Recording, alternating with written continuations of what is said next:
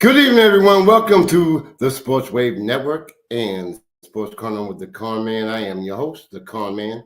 And with me this evening, I have one of the best, my man, the sports judge himself, Mr. Jonathan Mathis. How you doing, my brother? Hey, what's up, Conn Man? It's been a minute. It's been a minute since I've been on with you. I remember we used to do this all the time. It's great to see your face. It's wonderful to be back on with you.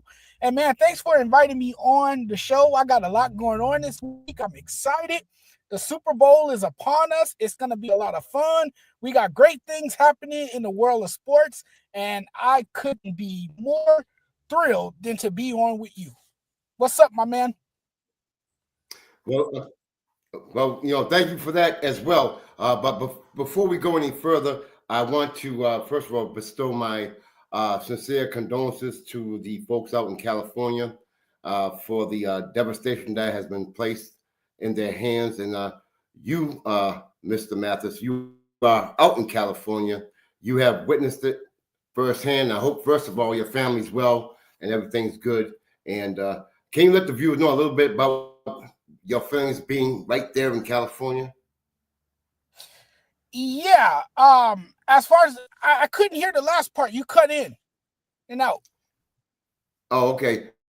I was talking about your feelings about being in California during this devastation. It's really devastating, my man. To see people lose not only their homes but an entire community. I can't really put it into words. It's an unspeakable tragedy. It's something that nobody ever prepares for.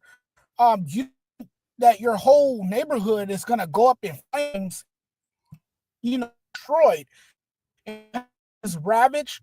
You have place family, people who are hurting. You have lives that have been lost in these state fires, and it's just like impossible to comprehend, really, to tell you the truth.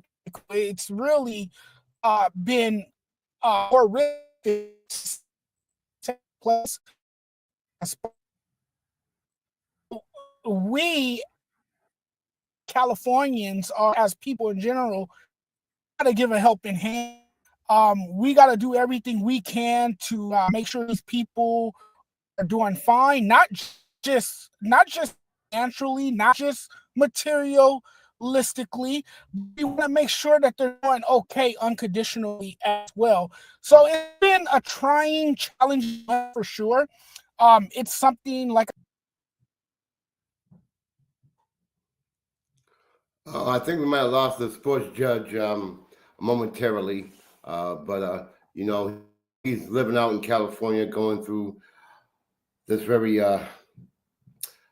devastating situation that he's in California. And before we talk sports and talk, smack, which I'm very good at, I wanted to have him on the show and discuss about the California devastating nightmare.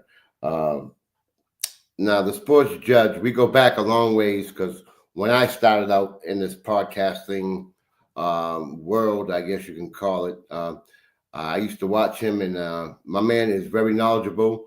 He's very, how can I say, opinionated. He will speak his mind. If he comes back on, you will get an idea of how. That's why he's called the sports judge. But anyway, I want to let him talk about his journey and all that. But what I'm very proud of him, the fact that he has been credentialed to cover the Super Bowl, and which is an honor and a privilege. And we're gonna hopefully when he comes back on, once he corrects what's going on there, he'll come back on and let him talk about that. But again, he's doing some great things. He's all over Facebook. He's all over. He has a lot of opinions, and he's a Lakers fan, like I am as well. But we go back. We've been at it. We've been through some wars. I mean, all in good fun. But he will speak his mind, and I wanted to just bring to the forefront of what's going on in California, and hopefully he and his family are doing well, and he's got some big things going on, and he brings a different light when he comes on because he gets really into it. He's very very emotional about his feelings, and he's a good guest to have on your show. He just brings a lot of energy and a lot of knowledge, and he's just a good dude who loves sports. And I wanted to, hopefully if he gets back on. Sometimes we have technical difficulties, as you already know. I've had my share, and hopefully he comes back on. So I don't want to talk about him too much because I want to let him talk about himself and his journey and his grind as well. But before he comes on and while he comes on, I guess I want to talk about, because we're going to talk about some NBA. We're going to do we're going to talk about the last week's games. You know, the AFC and NFC championship. We'll talk about that, and of course Super Bowl, and his feelings on covering this Super Bowl, going out to New Orleans and covering the Super Bowl. I think that's a great honor and a great privilege.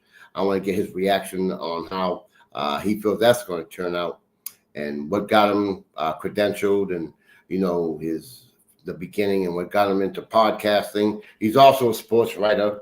He's also a content creator.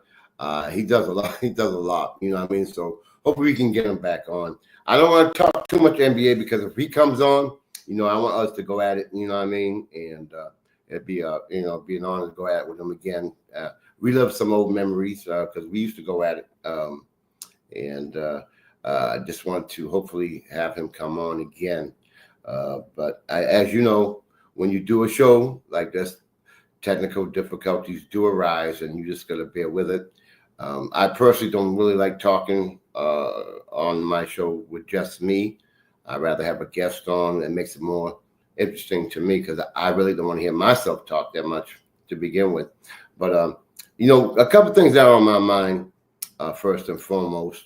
I guess I really want to talk about, and I'm sure we'll get into it if he comes back on, is the Jimmy Butler incident. Jimmy Butler has already lost $4 million. And I think we're getting back. We got you back, Judge?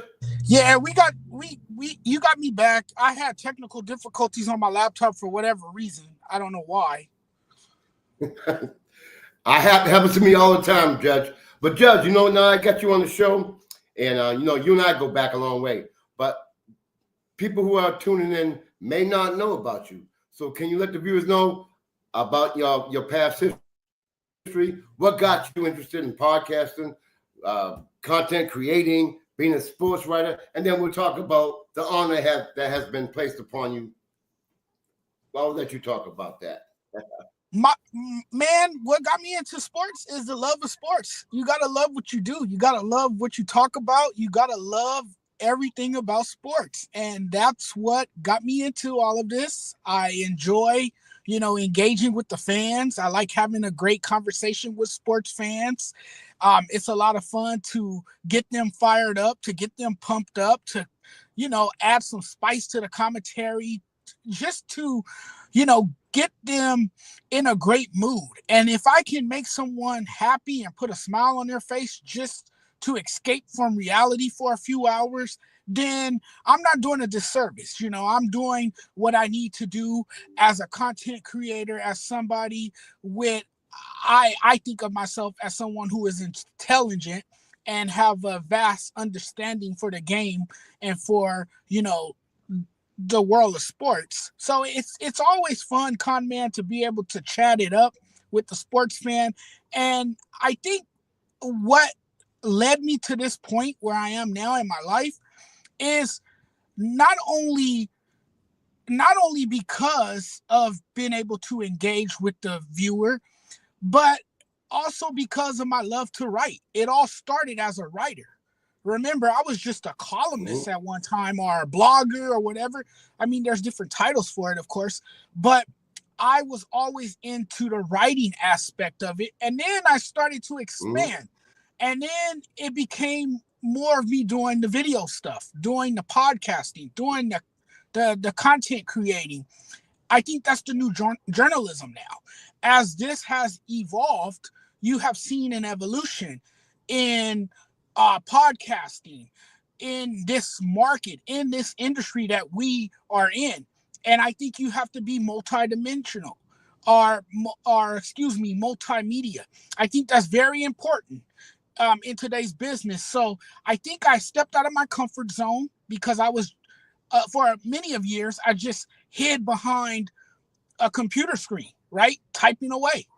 I was, great with the keyboard. I used my mighty pen, but I wanted to expand. I wanted to try something new. And now that I get more comfortable at doing this, I enjoy it even more than I have before. And so it's just a lot of fun. So it started off as a writer. And what got me into writing is because of my ability to write. I love to write. I actually think I'm a better writer than I am a podcaster. That's for you guys to decide. I'll let you guys be the judge on that. But I feel that my greatest strength has always been writing. I've been crafty in that area. I have worked on my craft for years in that area, and that's my area of expertise. But now, as I continue to do the verbalizing and continue to, uh, come on in front of an audience on camera, I have been oozing with confidence. I think that my confidence has, climbed to the next level. I've gotten more consistent with it. And so I can honestly tell you that I enjoy this more than the writing.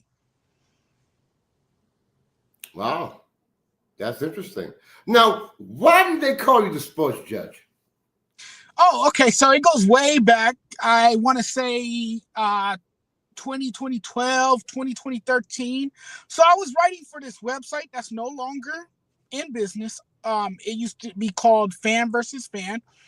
And I met people, over there. It was a community of writers and podcasters and people who did the same thing that you and I do currently now. And this one guy, he thought that I was very judgmental, which I am. I'm a very, obviously, as you know, I'm a very judgmental person. I'm very critical. I put a lot into my analysis and everything. And so he gave me the nickname Judge Mathis. Now, as you know, there is a popular judge on TV. His name is Judge Mathis, right? And I said, you know what? I like that. I actually like that. It has a nice little ring to it, right? So I think I'll call myself Judge Mathis. And then I thought about it for a few days. I said, you know what? Wait a minute. That's not original. I got to come up with a different name. I can still keep Judge, but I got to come up with something better than that. So then I came up with the idea, how about I call myself the sports judge? And ever since then, that name stayed with me. And that's a name that I have held on to dearly. And, a lot of people have started calling me the sports judge. They know me as the sports judge, and so it's just a name that it kind of just stuck with me, Now, Judge, as you said, you are very opinionated. So in order for you to be that opinionated, you must be confident in what you do. And can you allude to a little bit about that? Yeah, of course. Confidence. Confidence is the key in everything, right? I also believe consistency is the key. Okay. In as far as having confidence, I guess it starts with just being yourself, right? Just be authentic, right? You got to be authentic, be true to yourself, say what's on your mind. I know I always like approval from other people, but sometimes, most of the time, really, opinions of others don't matter. It's all about what you feel and what you think. And so I believe,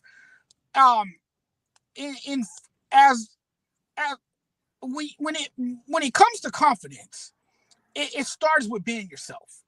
Be the best version of yourself. Because if you're going to be the best version of yourself, then people are going to like you. They're either going to love you or they're going to hate you. Not everybody's going to like you, no matter what you do. But I think if you have confidence and if you have self-belief that you can really go places, and I mean that, to me, is number one in this business. Having confidence. You gotta stare into a camera and you gotta be confident. in front of that camera like I am right now. I feel like I'm very comfortable on this show. I feel like I'm very confident on this show, and a lot of that is because I'm being myself right now. I'm being the sports judge. There's nobody else out there. I'm the only sports judge. So I think that's what it starts with, being yourself and knowing who you are and not really worrying about what other people think. I mean, I know sometimes, I think all of us kind of sometimes want that approval or Right. that Mm-hmm. validation from others. You know, and I think I just think that's a human instinct, right? That's human nature. Sometimes we want to hear from others what they think of us, or how did you like this? Did you think this was good? Do you think I could do a better job at this?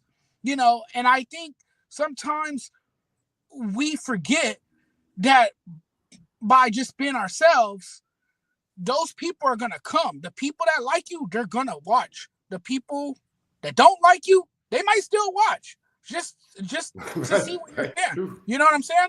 Sometimes the haters are the ones that give you the more views, or they the ones that blow up your channel or whatever platform you're using, because they're the ones watching, trolling, calling you out.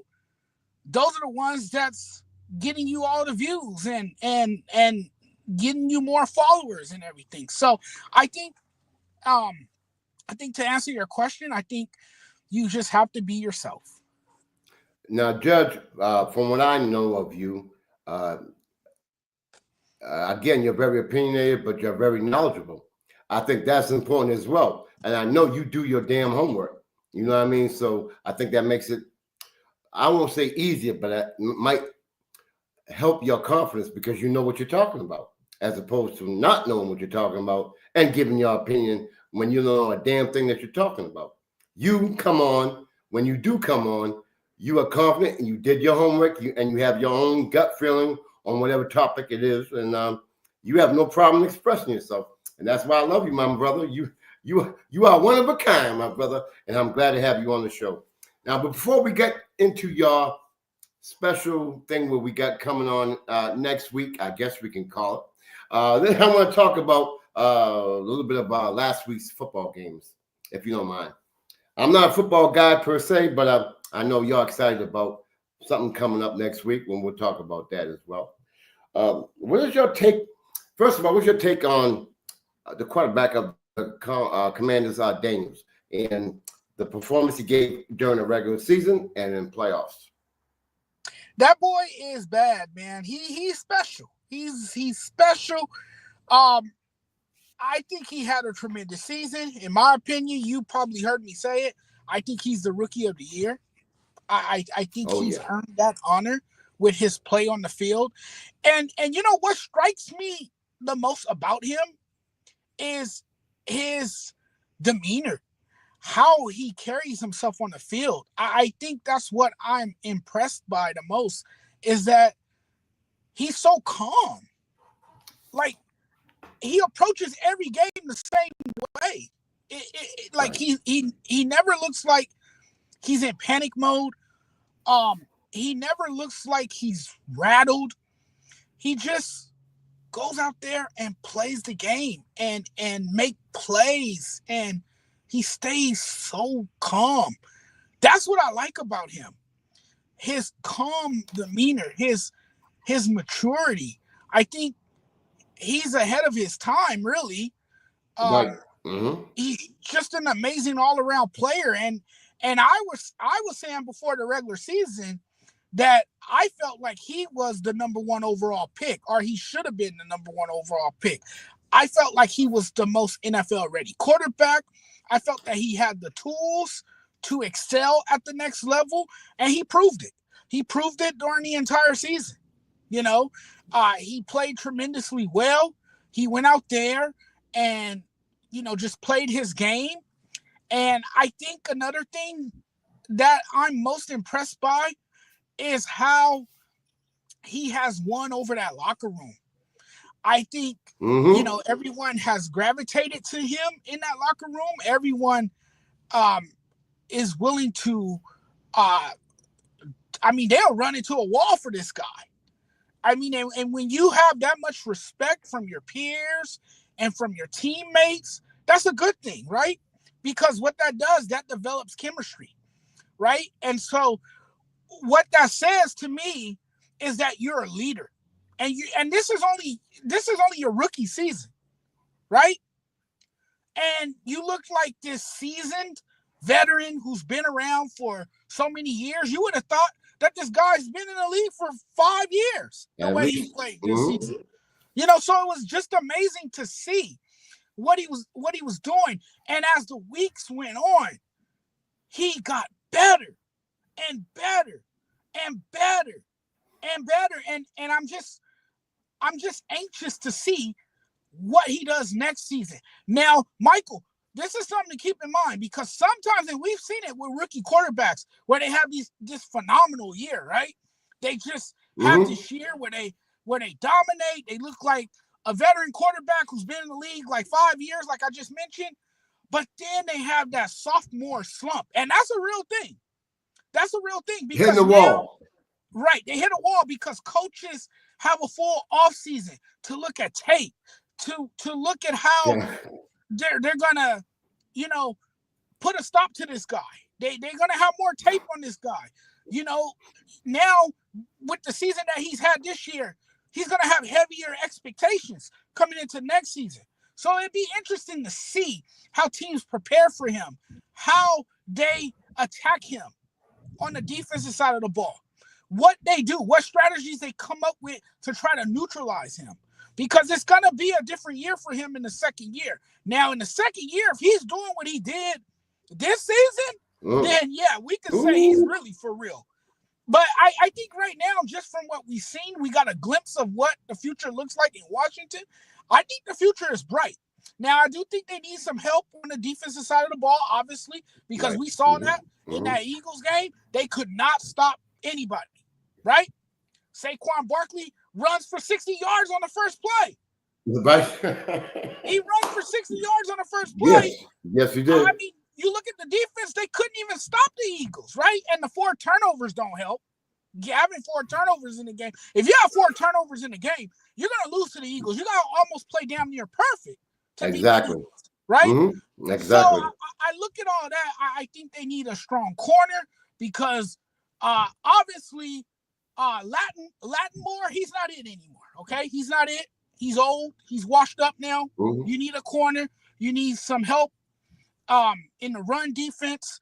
I think if you get a little bit more pieces, you give him some more talent, man, watch out for this Washington team. And I agree with you in the True Testament. I think they were 4-13 last year, if I'm correct. I think they were something like that. I believe they won only 4 games in the prior season. Right. Yes. Yeah. So I mean, that shows what impact he has made on the Commanders. And huge step. And you got to give a lot of credit to the coaching staff as well. Dan Quinn has come in. He's done a fantastic job. You know, this is a guy who took the Atlanta Falcons to the Super Bowl. You see what he did with that Cowboys defense. He was phenomenal there. And then you look at what Cliff Kingsbury has done. I've been hard on him in the past, but he did a good job coordinating that offense. So a lot of credit goes to the coaching staff. A lot of credit goes to that young rookie that looked just amazing all season. And again, this Washington football team, man, they look like they're coming. They're on the rise for sure. I agree. And you know, that man again, Mr. Magic Johnson, one of the owners, you know, that guy, we'll talk about him later on too. But that guy, Dodgers, really, that guy is amazing. Now, let's talk. Here we go. We got to talk about the Baltimore Ravens and the impact that, because you know a lot of people are putting Lamar Jackson under the bus, under the ground. You know what I mean? Because he can't win the big one in the playoff. And what's your take on that? He might be a third-time MVP, but he's still not really, in most people's eyes, I should say, well, a lot of people's eyes, that he just can't win the big ones. What's your take? Michael, it's easy to look at the quarterback and say it's your fault. I'm blaming you Right. for that loss, right? It's easy to point the finger at the quarterback. Why is it easy to point the finger at the quarterback? Because the quarterback is the most important player on the team, particularly on the offensive side of the ball. He's the leader, right? Everything goes through the quarterback, right? Particularly Lamar Jackson. When you're a two-time MVP, everybody is looking at you. When you have the record that you have, when you're 2-4 in the playoffs, everyone is looking at you. They're looking to see what you're going to do. They're clocking your every move. They're watching you closely. They're assessing every play on the field, right? So when something goes wrong, yeah, it's easy to look at Lamar Jackson and say, you know what? It's his fault. But you look at what happened last season. Zay Flowers dropped a critical pass in the game.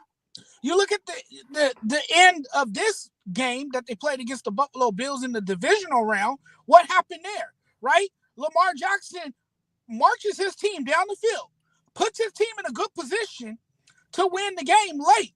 And then Mark Andrews, one of his most reliable players, the tight end, he drops the 2-point conversion that would have tied the game, right? So, I mean, if we want to play the blame game, we can't sit here and put it all on Lamar Jackson. Yes, I know Lamar Jackson had the fumble. Yes, I know he had the interception. And that's what people are going to look at and say, you know what? Well, he had the interception and he had the fumble. But yes, when a team lose, it falls on the team a lot of times as well. I can even look at coaching and say coaching was a problem. I mean, I can't just sit there and point the finger at Lamar Jackson, but I know why he gets a lot of the blame. Again, he's a 2-time MVP.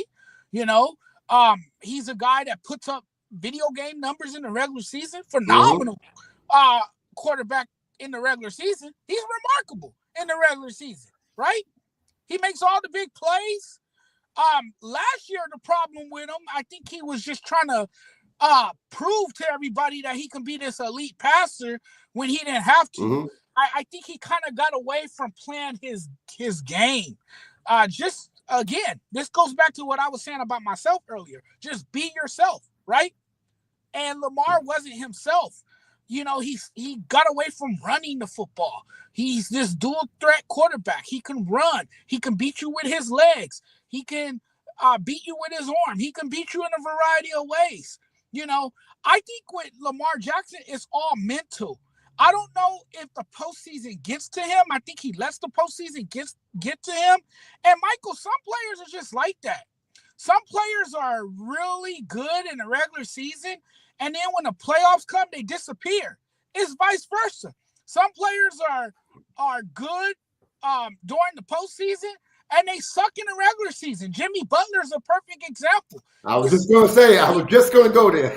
He's a horrible player in the regular season, but something about the playoffs, right? He just flips on that light switch and he goes to work, you know?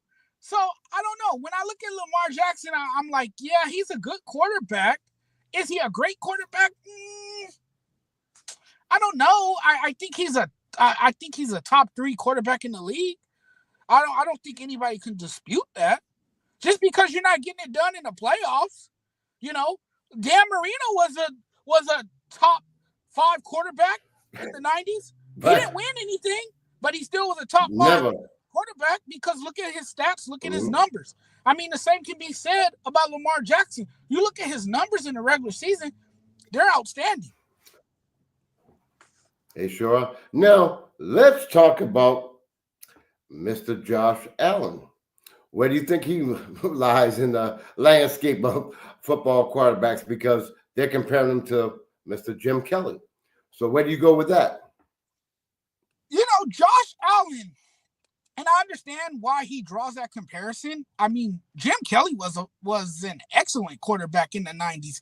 And, you know, I saw those early 90s Bills teams.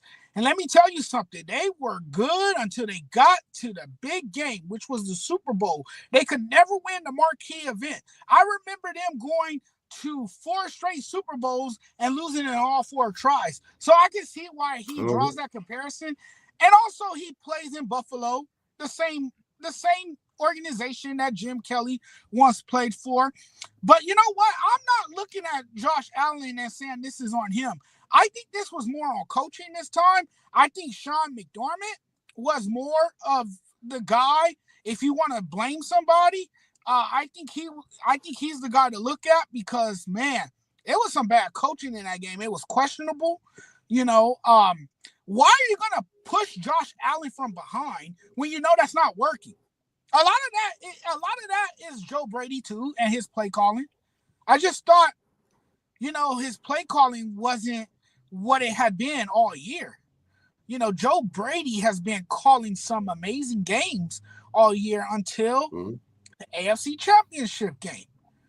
I don't know what went wrong there. I know for sure they stopped running the ball with James Cook. I don't know why you stopped running the ball when he's been the formula all year for your success. That's what I've been talking about with the Buffalo Bills. Their run game. Their run game has gotten consistently better. Why didn't you run the football when that was working for you all year? You wait to this one game, the AFC Championship game, and you're not running the football. I just didn't understand it. And I know we could talk about the controversial call that's going to live in infamy forever. We can sit here and talk about it. But, I mean, to me, the Buffalo Bills also did it to themselves. What about the critical drop by Dalton Kincaid? There was some passes. There was some drop passes in that game, right? Mm-hmm. And early on, if you looked at Josh Allen, he looked like he was out of rhythm. To me, he looked like a quarterback that was making all these dangerous throws. He was just heaving it up there for grabs at some points in the game, and I just didn't understand why, for the life of me, he was doing that. I mean, they just put themselves in a situation where they lost once again, and now Josh Allen is 0-4 against Patrick Mahomes. And again, they just can't figure out this riddle that is the Kansas City Chiefs. They just can't figure them out. I agree with you 100%. And now let's talk about, and let me warn you, there's a lot of Philly fans watch this show. So can you give your take on the Philadelphia Eagles? Be careful, because we got a lot of Philadelphia fans out here. So go ahead, my man. They're going to come for me for sure. if I don't say the right things, right? But no, I have nothing but great things. In all seriousness, I have nothing but great things to say about that Philadelphia team. Now, I know what I said about the passing game. I kind of, doubted Jalen Hurts. I had my doubts about him and that passing game. I said the passing game was the weakest link, obviously. And you know what? What I saw in that game on Sunday, I saw the best version of Jalen Hurts. That's probably the best he's played all year. Actually, you know what? I think that was the best we saw from Jalen Hurts this season. And I'm telling you this right now, Conn Man, if he plays like that in the Super Bowl, the Kansas City Chiefs are going to have problems. Oh, yeah. With this Philadelphia Eagles team. I'm just throwing that out there right now because if he's going to be playing like he's played in the NFC Championship game, maybe that was a game where he woke up because, I mean, he threw for almost 300 yards. He threw for 246 yards. He had 4 touchdowns. He was 20 for 28, excuse me. I mean, that's the best showing he had all year. You couldn't play any better than that if you're Jalen Hurts. I mean, that was a great performance. I feel like Jalen Hurts gets a bad rap because of the talent he has around him. His success is predicated on the help that he gets from other players. So when you have the best offensive line, when you have the best running back in football, and you're not playing up to your standard, then yes, people are going to criticize you. Do I think the criticism is fair? Absolutely not. I think it's unfair criticism.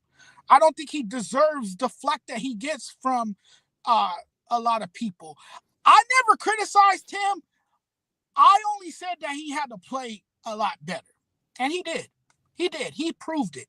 He showed it on the big stage, in a big game, in a big way. He put up those video game numbers that we had been looking for. I think this is what Philly fans had been waiting to see all season from Jalen Hurts, and they finally got it in a game where he delivered. And then people, were wondering about the connection with him and A.J. Brown. They weren't on the same page a lot of times. Well, we saw that too in the game, right? So are we going to still sit here and say that they don't get along and that, the chemistry hasn't taken shape and all that? We can't really sit here and say that anymore because we saw the connectivity between those two. And I mean, like I said, this team is dangerous if they're going to play like this. If they go into the Super Bowl playing like this team is tough to beat because you look on the other side of the ball, the defense, the most physical defense in the NFL. Absolutely. You look at that secondary. I just love their secondary, man. I could name everybody in that damn secondary. I could name Cooper DeJean, and he's a rookie. He's had an impressive year as a rookie in that secondary. Reed Blankenship has looked good in that secondary. You got the rookie Quinion Mitchell, another great defensive back. And then you got Darius Slay, who likes to play a game of takeaway if he can. You look what they have up. You look at what they have up front. Man, Jalen Carter, Nolan, Smith, Zach Braun. Man, I mean, you look at that defense. I mean, what more can I say about them? They check every box. It's a physical bunch, and they play smash mouth football. They really do. They'll punch you in the mouth, and don't have any turnovers against them.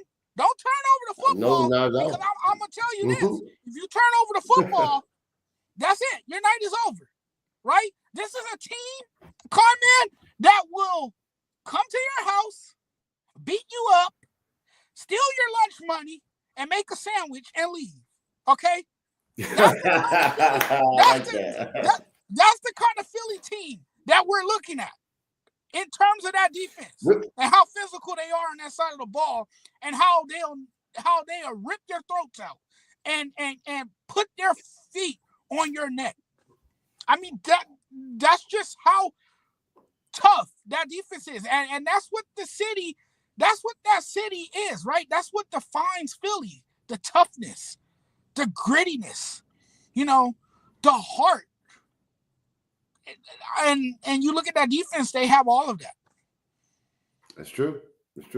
Now, they're going against that team called the Chiefs.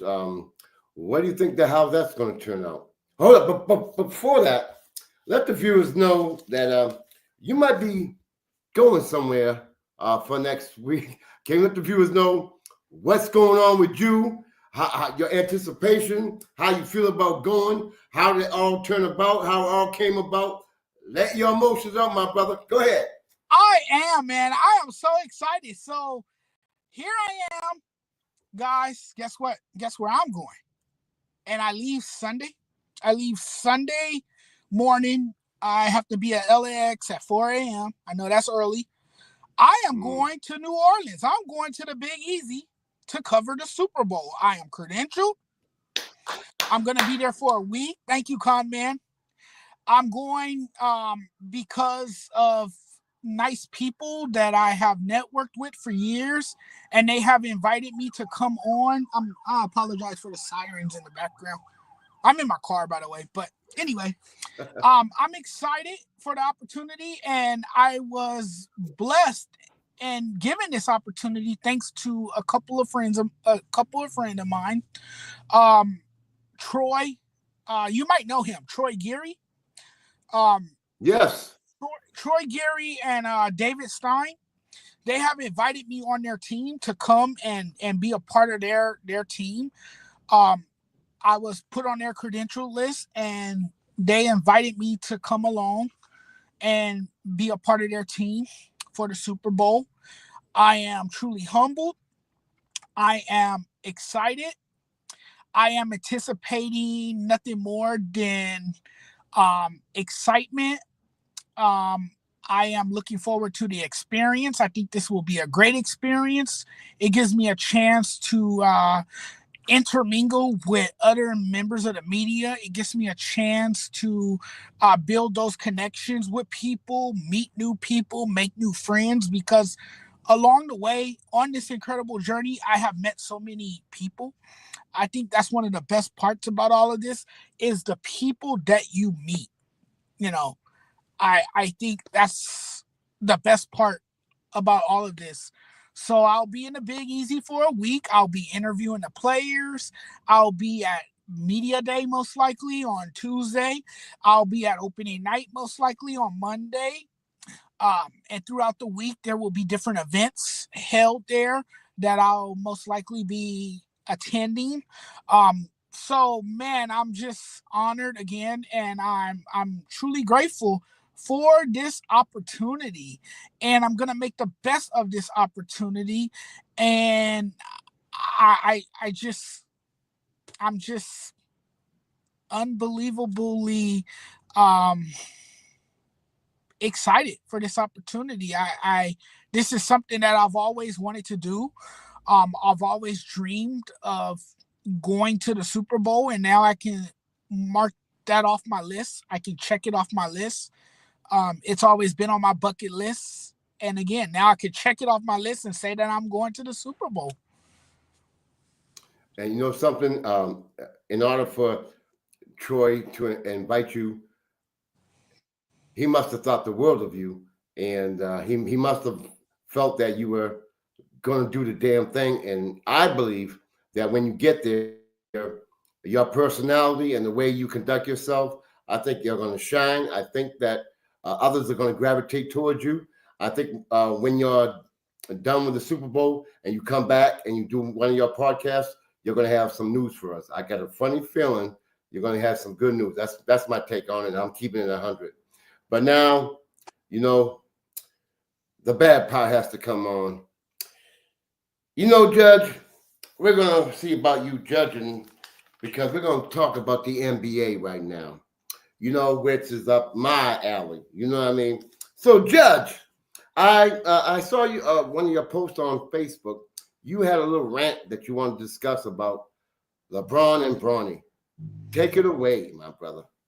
Yeah, it's interesting to me because I watch a lot of Laker games. I live here in LA. I'm in the Los Right? Angeles sports market, so I follow the Lakers closely. And the other night I was watching, and it kind of it kind of was brought to my attention that Bronny. It seems like a lot of these NBA players are bullying him. I don't know if you see the same thing that I'm seeing, but it just feels to me like Bronny has a target on his back.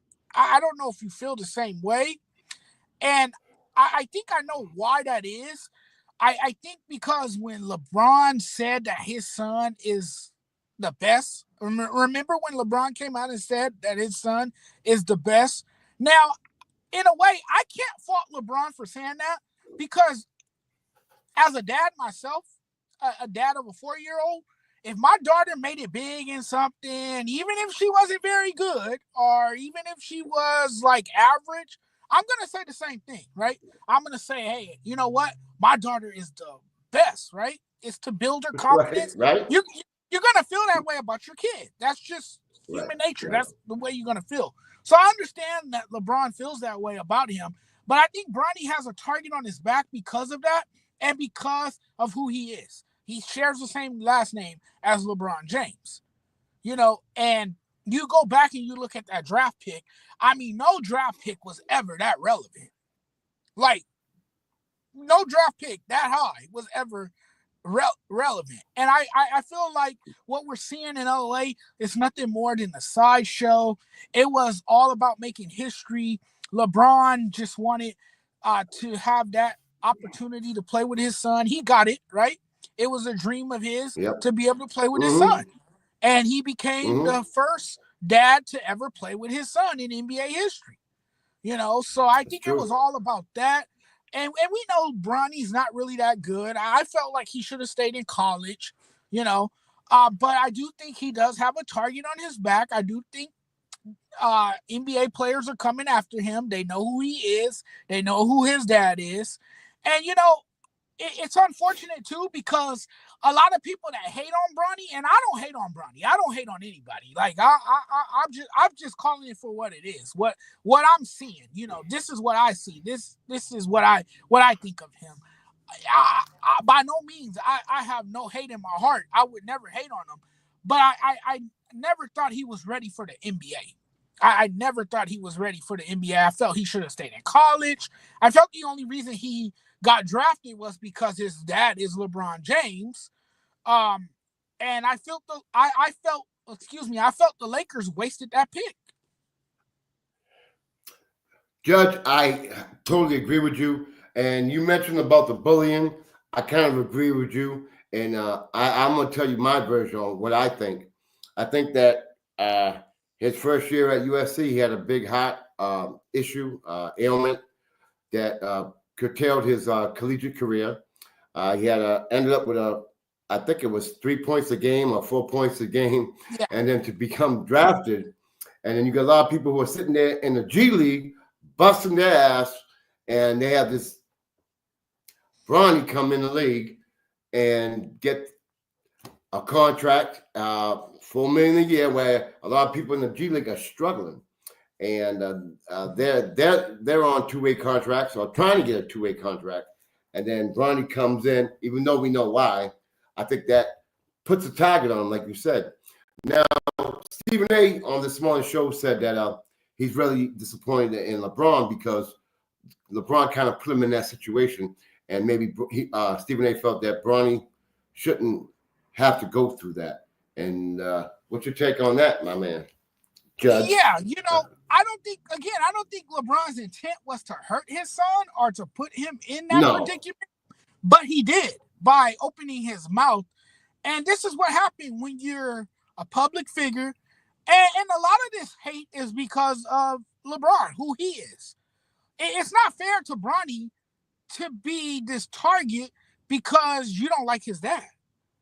Do that make sense? Like that, I mean, because you resent his dad, now you resent him. You see what I'm saying? Like, I just don't. Right. Is